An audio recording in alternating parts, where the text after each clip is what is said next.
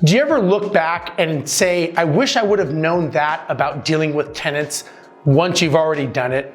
I'm Steve Rozenberg, and today what I want to talk about are things that you should know about dealing with tenants.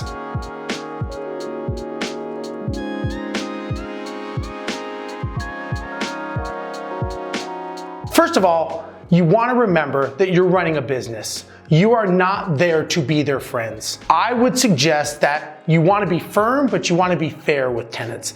Do not approach this like you are their buddies and you are their friends. You can have a relationship with them, but make sure it is a business and it is a professional relationship.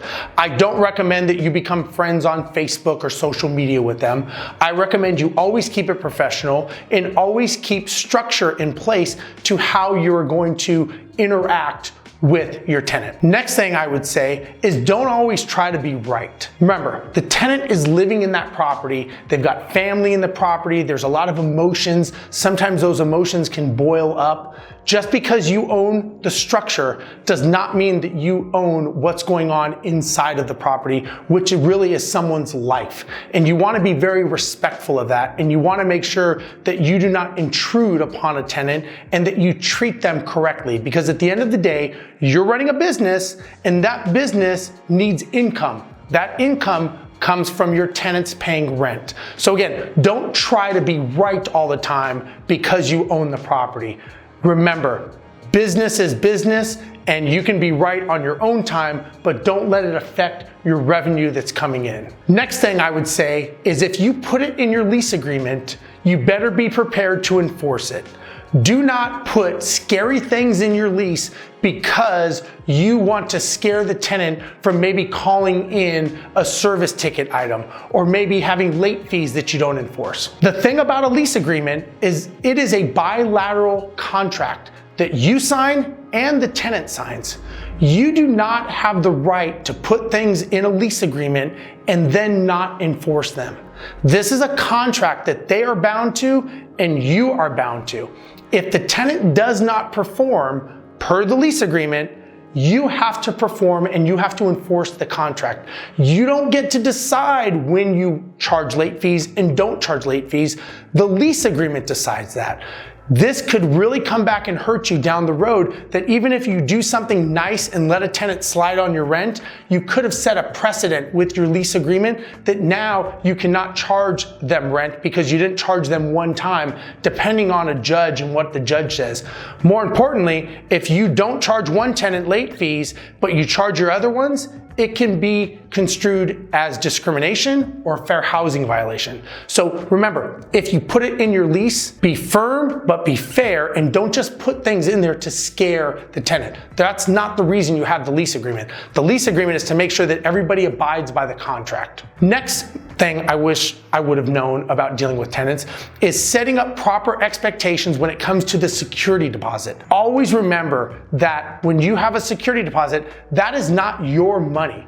That is the tenant's money that you are holding in lieu of them not performing on the contract. A lot of times people will take this money, maybe they will put it in their personal account, which is called commingling of funds, which you don't want to do, and maybe they spend that money. It is not your money to spend. It is the tenant's money that you are holding as a deposit. It should be set in a separate account, and it should be treated as something that you're holding in case there is damage to the property when the tenant moves out. Don't assume that's your money and you have the right to use it, because again, that's where things happen. The number one reason for lawsuits with the landlord is security deposit disposition, and it's because they did not set proper expectations with the tenant when they moved in. So being clear and communicating with the tenant is something that you really want to do, and you want to make sure that you set the tone correctly in the beginning of how you are going to disperse funds on the security deposit disposition form.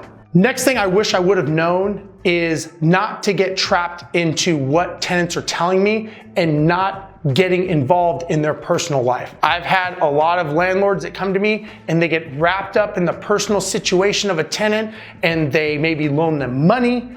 They do things they shouldn't have done because they feel bad for them, and they're not running a business and they're not treating it like a business. And what happens normally is they end up getting ripped off, then they get upset, then they make an emotional reaction.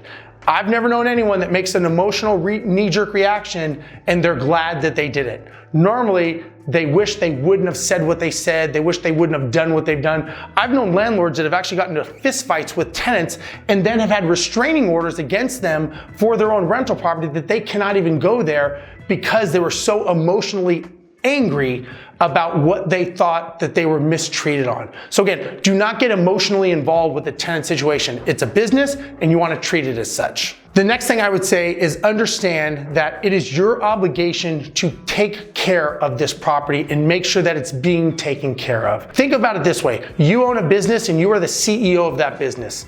You need to make sure as the CEO of your business that that property is being treated correctly. That means that you need to do inspections on the property, and if those inspections are proving things are damaging the property, you need to enforce the lease agreement. So these are just some things that you have a responsibility to your company that you are the CEO of to make sure that you're treating it right. Don't let a tenant trash your property and ignore it. When it's time to renew the lease, don't listen to all the reasons that the tenant says they're going to leave. If the numbers dictate that it's time to increase rent, and that's what the rental amount is, increase the rent. Don't get trapped into the emotional roller coaster of what a tenant is telling you. You're running a business, treat it like a business, because this is the most important thing. A lot of times we make a lot of mistakes with tenants because we don't treat it like a business and we get wrapped up in what they're doing. Next thing I would say is do not let a tenant do maintenance on your property in lieu of paying rent. A lot of times that becomes a slippery slope where they say, hey, I'll paint the walls if you take $50 off my rent. Then you go in and you look and the wall is only painted this high because that's as high as they can reach. That is not the way that you want to run your business. Keep it separate. They pay rent, you take care of the property. Do not make deals with your tenants. I know a lot of people that make deals with tenants and normally they end up being sorry that they ever did. So again, these are things that I wish I would have learned about tenants and how to deal and interact with them. And remember, they are customers, they are clients of yours. You want to treat them as such. You want to be firm, but you want to be fair with them. They are living in your house and they are providing revenue for your business model. If you liked what I had to say today, make sure you like, comment, and subscribe to this channel. I'd love to hear from you, and we'll talk to you later. I'm Steve Rozenberg. Bye-bye.